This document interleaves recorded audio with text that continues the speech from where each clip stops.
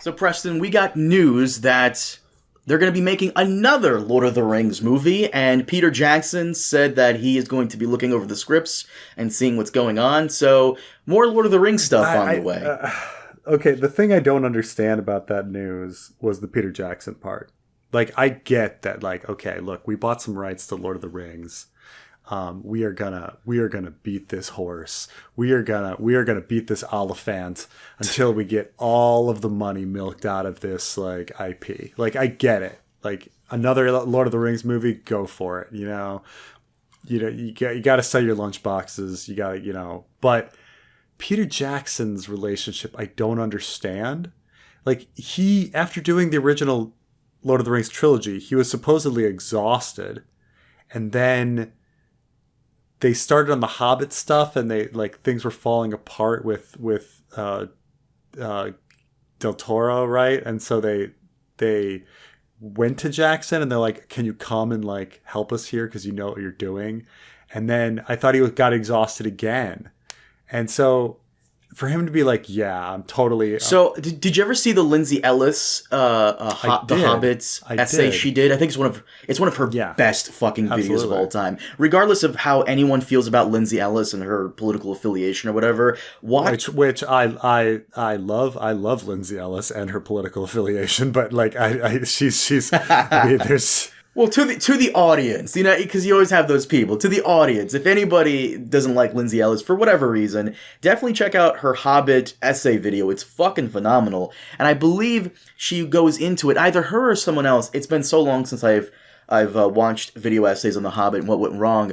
But from what I can remember, Guillermo del Toro was like heavily invested. He was really into it. He was very passionate about it. But the studio kept fucking around with him. I don't know if it was budget or they kept having him wait to do certain things. And a lot of filmmaking is just waiting, being on set, just waiting for things to move and all that stuff. And he had to move on with his life. And so while this thing was like half in production, they brought on Peter Jackson, and according to what I've seen, Peter Jackson had to like write stuff as they shot. So that's why a lot of it felt disjointed, and some of the characters didn't get their proper spotlights. But no, so Peter Jackson, I know for a fact that for Rings of Power on Amazon, Peter Jackson was contacted to see what he can do about being a part of it. And when he said that he wanted to read the scripts, they just never got back to him. That was the problem with Rings of Power. So for this, apparently I believe he said, I saw it on Twitter, he said that he'll check the scripts and see what's. I mean, I think it's very funny, as if people. I mean, look, I love Lord of the Rings and everything. I think it's a great series, but it's not like I'm sitting there going, man, what fantastic scripts, like I'm not really, I'm not like, what fantastic dialogue. Let's make sure that Peter Jackson is looking over those scripts, like, fine. All right. It's fine. It's just kind of weird, right? I don't know. Do you have a different opinion? I don't know. Oh, he made the original, and what made the original amazing is the fact that they use so many practical effects, and I want to make the mental gymnastics that the only reason he overly relied on CGI for The Hobbit was because he was pressed for time. There was time constraints and all that stuff. They didn't have time to, spend years on making the armor like they did for the original. So I think with enough time and budget, they can do whatever. Yeah. But at the same time, Rings of Power was in production for 5 years? So it really depends on the main guy behind it all. For Rings of Power, the main guys behind it all play fast and loose with the lore, as we all saw, and we got a show that was aggressively mediocre. Peter Jackson, is very faithful. I wouldn't necessarily say that the reason the show was mediocre was because it played fast and loose with the lore.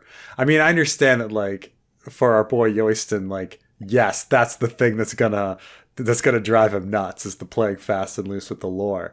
But I think the thing that with Rings of Power that made it mediocre was that it was a mediocre story with like pacing problems and stuff like that. Like that too. Like I see. I'm actually trying to think about why is the Lord of the Rings trilogy so great. because most of the time when people say, "Oh, what makes the Lord of the Rings trilogy so great?" People say, "Oh, well, the cinematography and the costumes and the music, right?" And they start naming those things. But you can go to the Rings of Power and say, "Well, hold on a second. Rings of Power cinematography is brilliant. Its music is pretty good. Its costumes are great." So it clearly isn't just the cinematography, costumes, and music, because Rings of Power had those two in spades and is mediocre. And then if you go, let's say, keep it a step further, you say, "Oh, well, the acting." Well, there's nothing. Rings of Power didn't have bad acting. Okay, well, what is it? It's not like the original trilogy has great dialogue. Rings of Power did not have great dialogue. So what? I disagree on that. I think the original trilogy had pretty good dialogue, a good chunk of it from the source material. Yeah, I mean, that's the thing, is when you lift stuff from the source material, like, it's what are you gonna do? This is like early Game of Thrones, when you're lifting half of the lines from Ice and Fire. Like, of course it's gonna sound okay, but to be fair, I'm glad you mentioned Game of Thrones, because I always jerk off this one moment. The moment between Arya and Tywin, when Tywin asks Arya, "Your father, what killed him?" And she goes, "Loyalty." That's pretty original Dave and Dan writing there, right? Yeah, I think so. So I really do believe it's just the source material is good, and they just adapted the source material. So, I mean, if I were to say, like, what made Lord of the Rings better than Rings of Power, like, what was that magical element, I would say that it was just it's paced better. Not that even Lord of the Rings movies are like impeccably paced, because they're not, but I would just say that there is a feeling that the plot is going forward somewhere, and you get attached to these characters, and the story is kind of going in a direction, and with Rings of Power, you just kind of feel like they're floundering, and you're not really sure what is going on. But that would say that would be the big difference. But I don't know how we get in this, like, Rings of Power, like, tangent. Well, Peter Jackson said that Warner Brothers and Embracer have kept us in the loop every step of the way. We look forward to speaking with them further to hear their vision for the franchise moving forward. So it does sound like Peter Jackson is the only guy that can make Lord of the Rings, and I don't know. I love the original trilogy. I think it's great. I think it's one of the best movies ever that adapted the source material. The Hobbit, not so much, but I understand the whole thing behind that. He made something out of nothing. He made something in a rush, and it still did very well at the box office. Whatever. Rings of Power, we both think it's incredibly mediocre and just not that great. It's funny is I was thinking about this I was thinking about Rings of Power the other day, and how much of it I had forgotten, and I realized that had Rings of Power been as bad as people claimed it was, I would have remembered it. Instead, it was mediocre. It wasn't bad, it was mediocre, but because it was mediocre, it just kind of disappears from your mind, It's Ant-Man and the Wasp. Like, you're like, I don't remember the movie being bad. I don't remember being good. I don't remember the movie at all. Like, that's what I'm saying, Like, it's Ant-Man and the Wasp. In a sense, isn't that worse than it being terrible? Isn't that worse? That's what I'm kind of saying, right? Is that, it's this, there's this, when something is mediocre, you're almost cursed. Like, there's just a lot of horrible movies that people remember because they're so bad, like The Room, I was just thinking The Room. Yeah. I was just thinking The Room. And so, like, when something is not, it's not particularly, striking one way or the other. Yeah, it just kind of vanishes.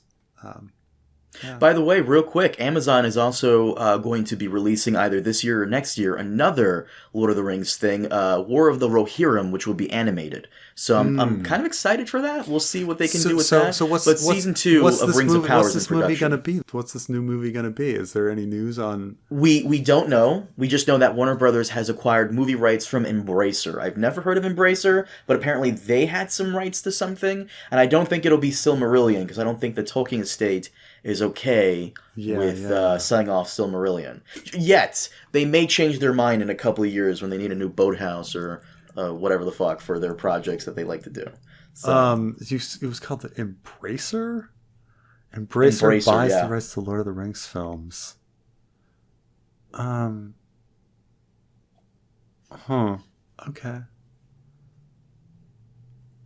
Yeah, I don't know what it means. Embrace, yeah, new rights owner.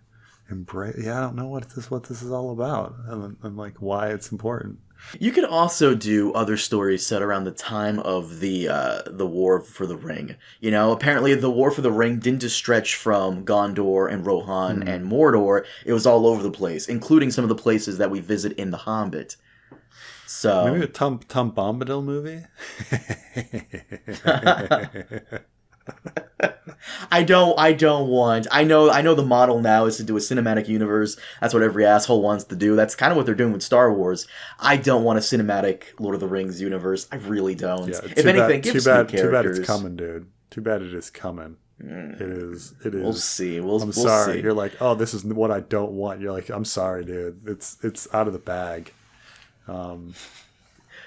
It's happening.